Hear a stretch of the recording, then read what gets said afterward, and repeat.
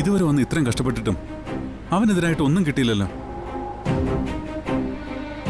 ആര് പറഞ്ഞു ഒന്നും കിട്ടിയില്ലെന്ന്? ചെറിയ ചില തുമ്പൊക്കെ കിട്ടിയിട്ടുണ്ട്. എന്റെ സംശയം വേറൊന്നോ. ഞാൻ അവിടെ വെച്ച് ധനുഷിന്റെ കാര്യങ്ങളൊക്കെ ചോദിക്കുമ്പോ കൂടുതൽ ഉത്തരം പറഞ്ഞത് അവന്റെ അടുത്തിയാ.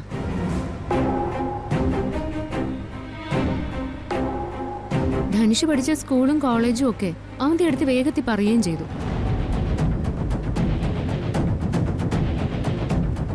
ആ വീട്ടിലുള്ളവർക്ക് തന്നെ പരിചയമില്ലാത്ത കാര്യങ്ങൾ എങ്ങനെയാ എടുത്ത് ഇത്രയും വേഗത്തിൽ പറയുന്നത്?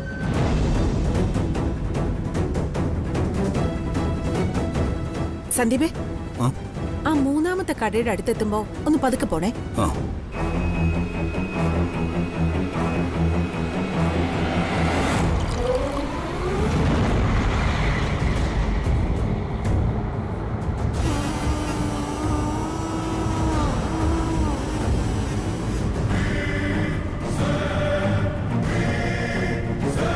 എനിക്കുറപ്പാ ആ കടക്കാരൻ എന്നോട് എന്തോ പറയാനുണ്ട്.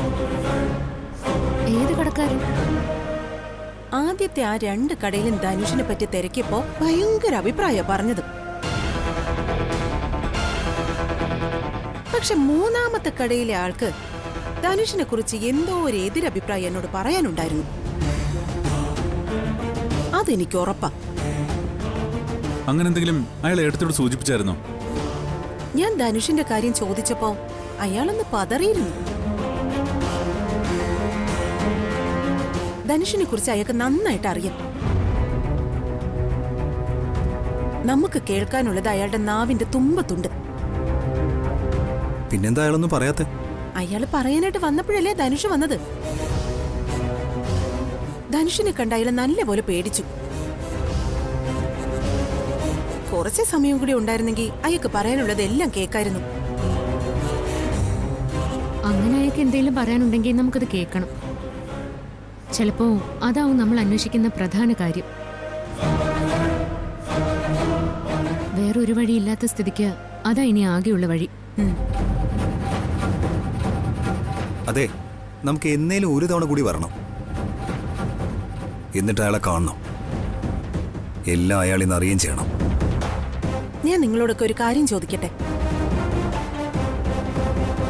എന്തായാലും നമ്മൾ ഇതിനായിട്ട് ഇറങ്ങി. നമുക്കധികം സമയവും ഇല്ല. എങ്കിൽ പിന്നെ ഇത് നീട്ടിക്കൊണ്ടു പോകുന്ന എന്തിന്?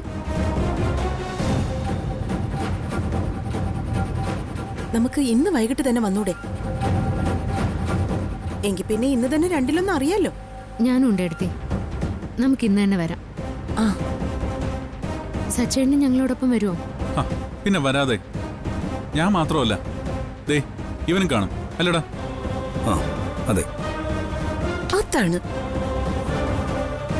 നമ്മൾ ഒരുമിച്ചൊരു കാര്യത്തിന് ഇറങ്ങിയിട്ട് അത് പകുതിയിൽ വെച്ച് ഉപേക്ഷിക്കാൻ പറ്റുമോ? പിന്നല്ല. അപ്പോ നമ്മൾ വൈകിട്ട് വരുന്നു, അയാളെ കാണുന്നു, അയാൾക്ക് നേരത്തെ പറയാൻ പറ്റാതെ പോയ കാര്യം ചോദിക്കുന്നു, അയാളിൽ നിന്നും ധനുഷിന്റെ കാര്യം മുഴുവനും അറിയുന്നു. ഓക്കെ അല്ലേ? ഓക്കെ. Double okay. ഏട്ടത്തി പറഞ്ഞ പിന്നെ വേറെ അപ്പീലില്ലല്ലോ.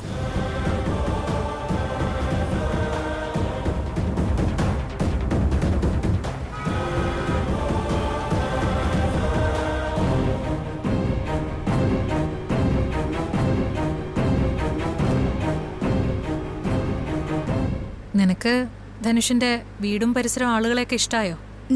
ഇഷ്ടായി. നല്ല അച്ഛനും അമ്മേ. ചേച്ചി അങ്ങനെ തന്നെ. എന്നോട് ഭയങ്കര സ്നേഹ.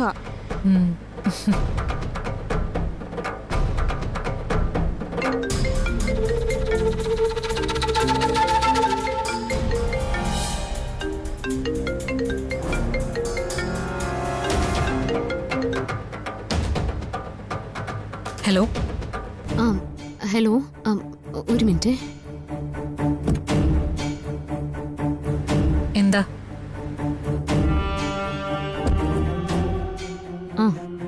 ഞാനൊരു പ്രധാനപ്പെട്ട കാര്യം പറയാനാ വിളിച്ചത്. ഇന്നൊരൊറ്റ ദിവസം കൂടിയേ നിങ്ങളും ധനുഷും കൂടി കളിക്കുന്ന നാടകത്തിന് ആയുസുള്ളൂ എന്ന് പറയാനാ വിളിച്ചത്. ഇങ്ങോട്ടൊന്നും പറയാൻ നിൽക്കണ്ട, ഞാൻ അങ്ങോട്ട് പറയുന്ന കേട്ടാ മതി. ധനുഷ് എന്ന് പറയുന്നവനെ എന്തിനീ നാട്ടിലേക്ക് കൊണ്ടുവന്നുവെന്നും അവൻ ഓഫീസിൽ ജോലി കൊടുത്തതു മുതൽ ഈ വിവാഹാലോചന വരെ എന്തിനായിരുന്നുവെന്നും ഞാൻ ഇന്ന് വൈകുന്നേരത്തോടെ തെളിയിക്കും.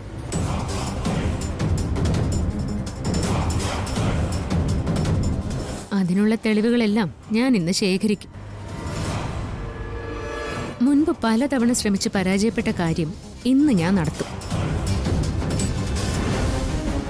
പിന്നെ അതിലൊരു വ്യത്യാസമുള്ളത്, ആദ്യം നിങ്ങൾ മാത്രമേ നെല്ലിശ്ശേരിയിൽ നിന്ന് ഇറങ്ങാനുണ്ടായിരുന്നുള്ളൂ. പക്ഷേ ഇപ്പോ നിങ്ങൾ രഹസ്യമായിട്ട് കൊണ്ടു നടക്കുന്ന നിങ്ങളുടെ ആ ഫ്രണ്ടും കൂടി ഉണ്ട്. വീട്ടിൽ ചെന്ന ഉടനെ ഡ്രസ്സെല്ലാം പാക്ക് ചെയ്ത് വെച്ചോ. കൂട്ടുകാരനോടും പറഞ്ഞേക്കേട്ടോ.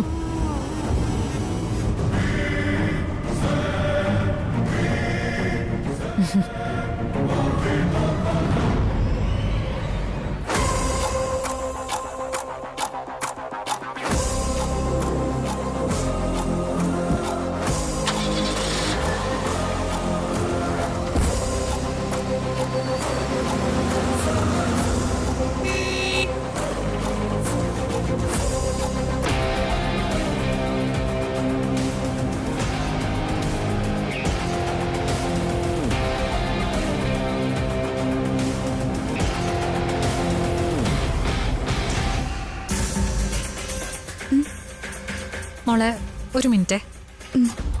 ശരി എടുത്തി.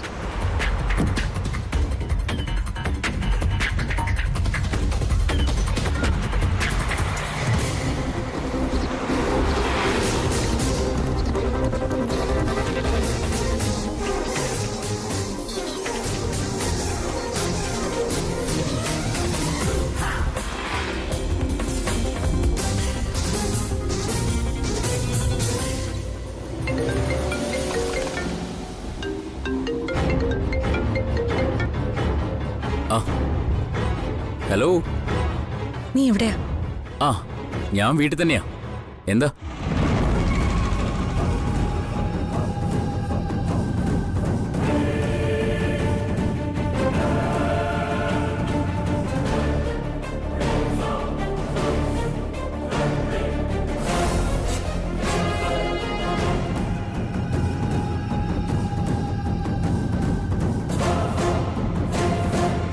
ധനുഷ്, അവൾ അത്രയും കോൺഫിഡൻ്റ് ആയിട്ട് പറയണമെങ്കിൽ അവൾ നമുക്കെതിരെ എന്തോ തെളിവുണ്ടാക്കിയിട്ടുണ്ട്. എനിക്കത് ഉറപ്പാ.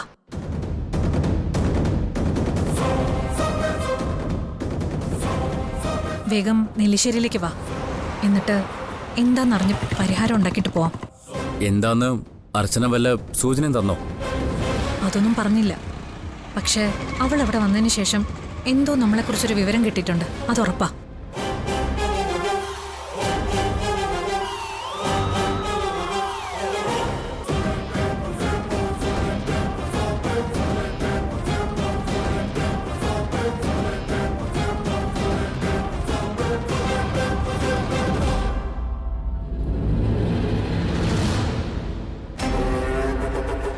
Hello hello. പറ. ധനുഷ്, അവളുടെ ഉദ്ദേശം എന്താണെന്ന് നമുക്ക് ഇപ്പോഴും അറിയില്ല. നിസ്സാരമായിട്ട് കണ്ടാ നമ്മുടെ പ്ലാൻ എല്ലാം പൊളി. അതുകൊണ്ട് എന്താ വേണ്ടെന്ന് വെച്ചാൽ വേഗം ചെയ്യണം. നീ ഫോൺ വെക്ക്, ഞാൻ വേണ്ടത് ചെയ്തോളാം. ശരി.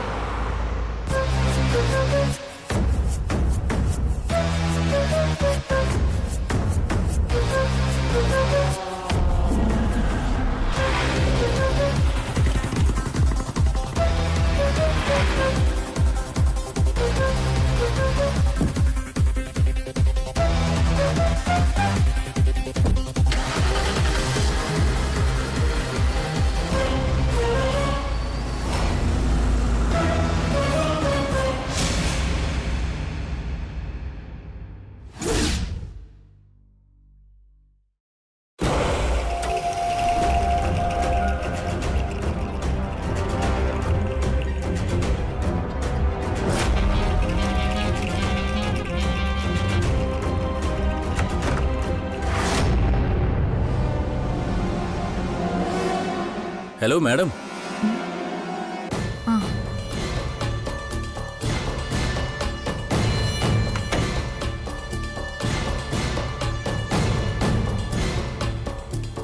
എന്താണ്? വലിയ ഗൗരവത്തിലാണല്ലോ. എന്റെ ഗൗരവത്തിന്റെ കാരണം ഞാൻ നിന്നെ വിളിച്ച് പറഞ്ഞതല്ലേ. അതുകൊണ്ടല്ലേ ഞാൻ ഓടിപ്പിടിച്ചിങ്ങോട്ട് വന്നത്. എന്നിട്ട് അർച്ചന എന്താ അങ്ങനെ പറഞ്ഞെന്ന് നീ തിരക്കിയോ? ഇല്ല. അതെന്താ? ആ, അതിന്റെ ആവശ്യമില്ലാത്തതുകൊണ്ട് തന്നെ.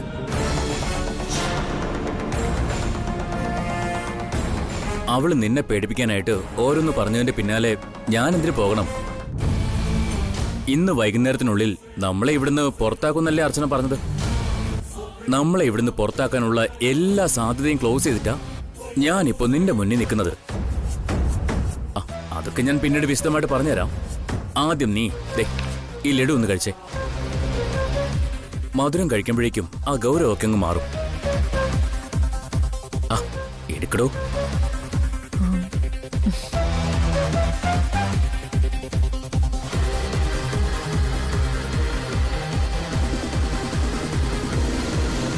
അല്ല, ഇന്നെന്താ വിശേഷം?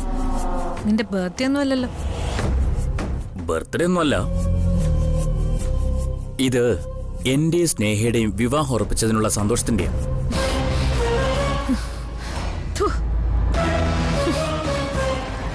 ആരുടെ സന്തോഷം? നിന്റെ സന്തോഷം. എനിക്കൊരു തരത്തിലും ഒരു സന്തോഷമുള്ള കാര്യമല്ല. നീ ഒറ്റയ്ക്കിരുന്ന് തിന്നാ മതി.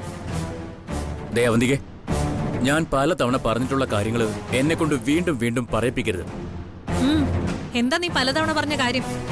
നീ ഇതൊക്കെ ചെയ്യുന്നത് എന്റെ നന്മയ്ക്ക് വേണ്ടിയാണെന്നോ? അങ്ങനെയാണെങ്കിൽ നീ ചെയ്യേണ്ടത് സേതുമാധവൻ മുതൽ സ്നേഹ വരെയുള്ള ഇവിടെയുള്ള സകലതിനെയും കൊന്നിട്ട് നീ എന്നോടൊപ്പം ജീവിച്ചു തുടങ്ങണം. അതിലാ എന്റെ നന്മയും സന്തോഷമൊക്കെ ഇരിക്കുന്നത്. അല്ലാതെ എന്റെ മുന്നിൽ വെച്ച് മറ്റൊരു വിവാഹം കഴിച്ചല്ല എനിക്ക് നന്മ ഉണ്ടാക്കേണ്ടത്. ഒരു ലഡുവും കൊണ്ട് നടക്കുന്നു. ഇതിനൊക്കെ എന്നെ പറഞ്ഞാ മതിയല്ലോ. വേലിയിലിരുന്നതിനടുത്ത്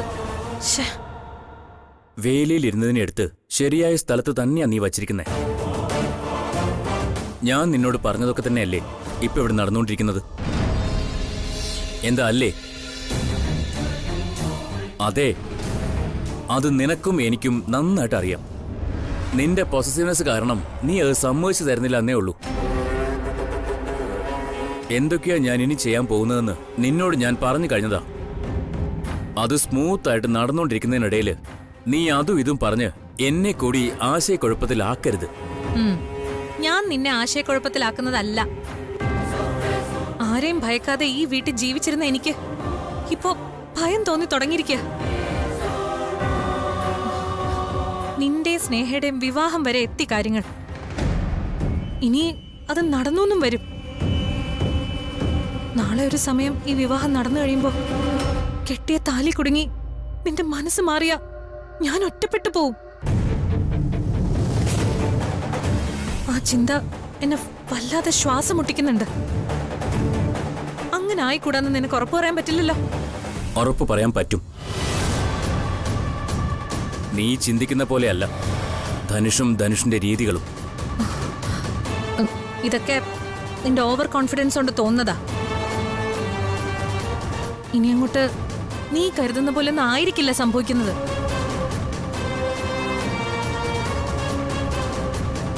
തീക്കൊള്ളി കൊണ്ടാ തല ചൊറിഞ്ഞിരിക്കുന്നെ. അതെപ്പോഴാണേലും ആപത്താ. നുണകളുടെ മേൽ നുണകൾ പറഞ്ഞ് എത്ര നാളിങ്ങനെ പോവാനാവും? നീ ഈ കരുതുന്ന പോലെ അധിക നാളൊന്നും ഇല്ല. എല്ലാത്തിനും ഒരു അവസാനം ഉടനെ ഉണ്ടാക്കുന്നുണ്ട് ഞാൻ. ഞാനായിട്ട് തുടങ്ങിയ ഈ കളി ഞാനായിട്ട് തന്നെ അവസാനിപ്പിച്ചേക്കാം. അതെങ്ങനെ എവിടെ അവസാനിപ്പിക്കണമെന്നും എനിക്കറിയാം. വളരെ കുറച്ച് സാവകാശം മാത്രം നീ എനിക്ക് തന്നാ മതി. ഇവിടെയുള്ള എല്ലാവരുടെയും ജീവിതം നശിപ്പിക്കാനും നമ്മുടെ ജീവിതം തുടങ്ങാനും. അതുവരെ അർച്ചനയെന്നല്ല ആരെയും നീ ഭയക്കണ്ട. അവള് പറയുന്നത് കാര്യമായിട്ട് എടുക്കാൻ വേണ്ട. ധനുഷേ, നീ ഉദ്ദേശിക്കുന്ന പോലെ ഒരാളല്ല അർച്ചന. നമ്മൾ ചിന്തിക്കാത്തടത്ത് അവളുണ്ടാവും.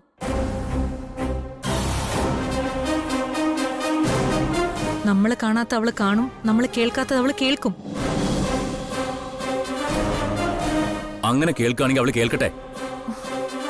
എനിക്കൊരു തരത്തിലുള്ള ഭയവും ഇല്ല. നീയും ഭയക്കേണ്ട കാര്യമില്ല. നീ ഇവിടെ സമാധാനമായിട്ടിരിക്കും. അപ്പോഴേക്കും ഞാൻ ഈ ലഡു കൊണ്ട് എല്ലാവർക്കും കൊടുക്കട്ടെ.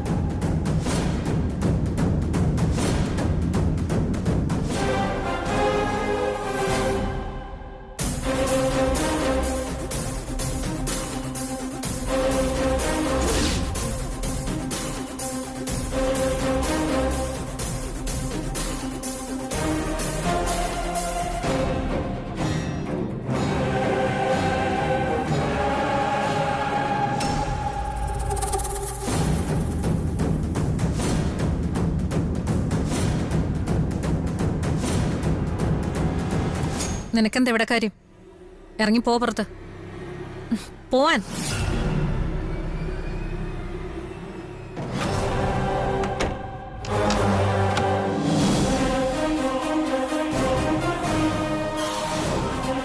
എനിക്കെന്താ ഇപ്പൊ ഇവിടെ കാര്യമെന്നൊക്കെ ഞാൻ പറയാം. പക്ഷേ ഞാൻ നേരത്തെ ഒരു കാര്യം പറയാൻ വന്നതാ.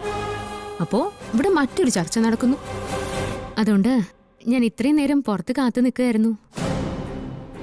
നിങ്ങൾ പറഞ്ഞതുപോലെ നിങ്ങൾ കരുതാത്തതൊക്കെ കേട്ട് നിൽക്കുകയായിരുന്നു.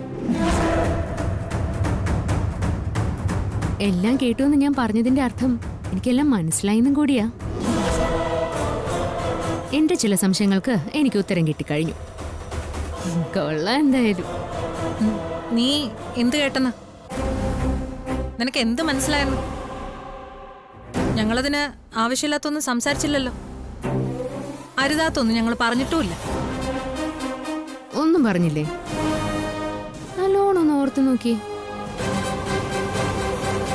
അതില് ധനുഷ് പറഞ്ഞതില് ചെറിയൊരു തിരുത്തുണ്ട്. അർച്ചനയെ നിങ്ങൾ ഒരു തരത്തിലും പേടിക്കണ്ടെന്ന് പറഞ്ഞില്ലേ? അതൊന്ന് തിരുത്തണം. അർച്ചനയെ അവന്തിക പേടിക്കണം. എന്തിന്? ധനുഷ് പറഞ്ഞാലും ഇല്ലെങ്കിലും അവന്തികയ്ക്ക് അർച്ചനെ ഒരു പേടിയില്ല. ഇനിയൊട്ട് വരാനും പോകുന്നില്ല. പേടിക്കും. ഈ കൂടിക്കാഴ്ചയ്ക്ക് ശേഷം ഞാൻ ഈ മുറി വിട്ട് പുറത്തേക്ക് പോകുമ്പോ പേടിച്ച് വിറച്ച അവസ്ഥയിലായിരിക്കും അവന്തിക. അതിനുള്ളതേ ദേ ഇതിലുണ്ട്.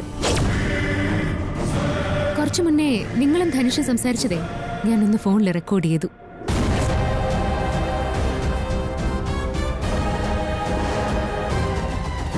നിങ്ങളും ധനുഷും ഇവിടെ കളിക്കുന്ന നാടകത്തിന്റെ മുഴുവൻ റെക്കോർഡ്സും ദേ ഇതിലുണ്ട്. ഇപ്പൊ പറഞ്ഞൊക്കെ ഒന്നുകൂടെ കേൾക്കണമെന്നുണ്ടോ? എങ്കിൽ ഞാൻ സെൻഡ് ചെയ്തേക്കാം. നീ തീക്കൊള്ളി കൊണ്ടാണ് തല ചൊറിയുന്നത് പോലുള്ള പഴഞ്ചൊല്ലുകളും അർച്ചനയെ ഭയക്കാതിരിക്കാനുള്ള മോട്ടിവേഷൻ സ്പീച്ചും ഒക്കെ അടങ്ങിയ സൗണ്ട് റെക്കോർഡിംഗ് അത്. ഇത് എന്റെ 4-5 ക്ലിക്കില് നെല്ലിശ്ശേരി ഫാമിലി എന്ന നമ്മുടെ തന്നെ കുടുംബ ഗ്രൂപ്പിലേക്ക് ഫോർവേഡ് ആവുന്നതിനെ കുറിച്ചൊന്ന് ഓർത്തു നോക്കിയേ.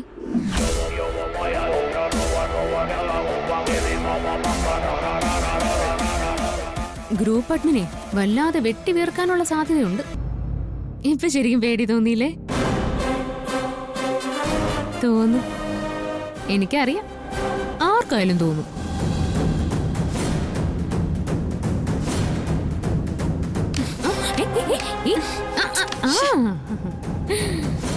ഞാനിത് നേരത്തെ പ്രതീക്ഷിച്ചു.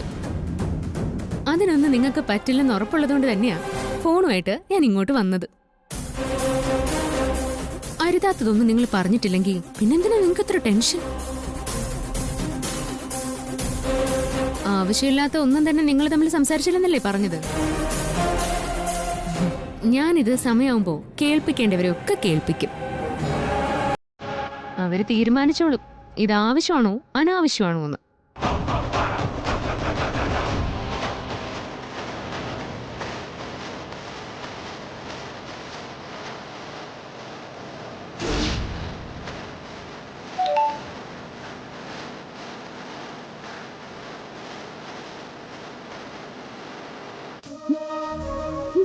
കണ്ടോ മെസ്സേജിന്റെ ടോൺ കേട്ടാ പോലും ഇനി മുതൽ അങ്ങോട്ട് ഞെട്ടല